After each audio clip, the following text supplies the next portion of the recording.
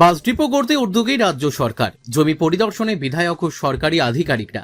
মালদার মানিকচকে আধুনিক bus depot নির্মাণে উদ্যোগী হয়েছে রাজ্য সরকার। সেই লক্ষ্যে সোমবার প্রস্তাবিত ডিপোর জমি পরিদর্শন করেন মানিকচকের বিজেপি বিধায়ক গৌরচন্দ্র মণ্ডল, পরিবহন দপ্তর এবং ভূমি বিভাগের আধিকারিকরা। এদিন মানিকচকের মথুরাপুর এলাকায় দুটি সম্ভাব্য জমি প্রাথমিকভাবে পরিদর্শন করা হয়। একটি নীলকুঠি সংলগ্ন এলাকায় ও অন্যটি জগন্নাথ মোড়ের কাছে। প্রাথমিকভাবে জগন্নাথ মোড় সংলগ্ন প্রায় 5 একর জমিকেই বাস ডিপো নির্মাণের জন্য উপযুক্ত বলে চিহ্নিত করা হয়েছে।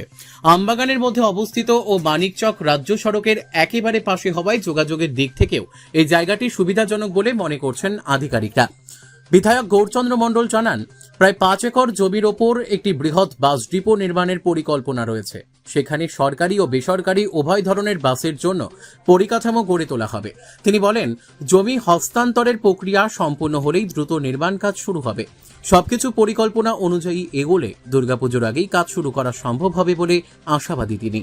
আমাদের শুভেন্দু অধিকারী মহাশয় বলে গেছেন, আমাদের একটা স্টার ছিল মানিকচক বাসীর জন্য যে এই কাজগুলো করব।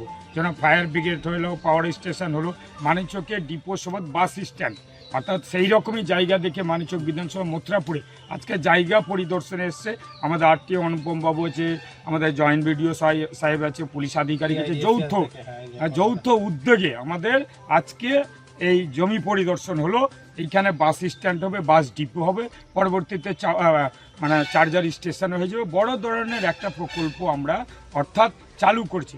একমাত্র এই ডাবল ইঞ্জিনের সরকারের জনপ্রিয় মুখ্যমন্ত্রী আমাদের শুভেন্দু অধিকারী মহাশয়ের যে কাজগুলো একের পর এক আপনারা দেখতে পেয়েছেন, এবং আমি মানিকচক বিধানসভার বিধায়ক হিসাবে যা কথা দিয়েছি কথা মতো কাজ করছি আর কি। 2 মাসের সরকার আপনারা দেখতে পেয়েছেন, ইতিমধ্যে সমস্ত কাজগুলো গুছাবার দিকে আছে। জমি চিহ্নিত করা হলো, কটা জমি?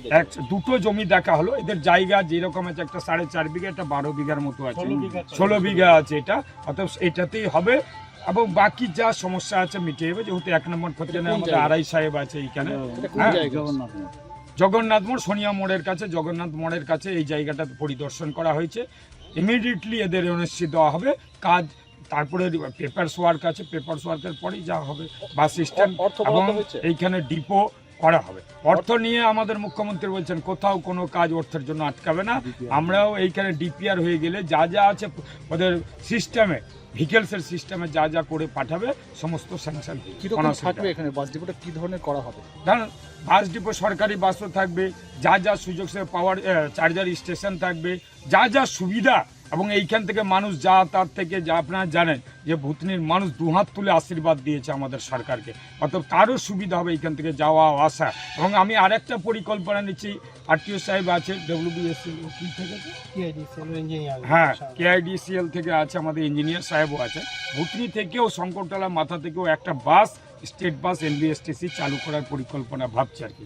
আজকাল এই চিঠি করবো একটা বাস, আমাদের পরিবহন মন্ত্রীকে অলরেডি চিঠি করা হয়েছে, চাঁচল থেকে রতুয়া হয়ে মানিকচক হয়ে মালদা যেন যায়। যারা আপনারা জানেন যে ওই সরকারে সমস্ত বাসকে বেঁচে খেয়ে গেছে, অতএব চাঁচল থেকে যে মানিকচক রতুয়া হয়ে মানিকচক ভায়া হয়ে যে মালদা, এ তো বাস নেই। আমাদের সরকার ঘোষণা করেছেন, ডাবল ইঞ্জিনের সরকার, যে মহিলারা বাসে ফ্রি ভ্রমণ করতে পারবে।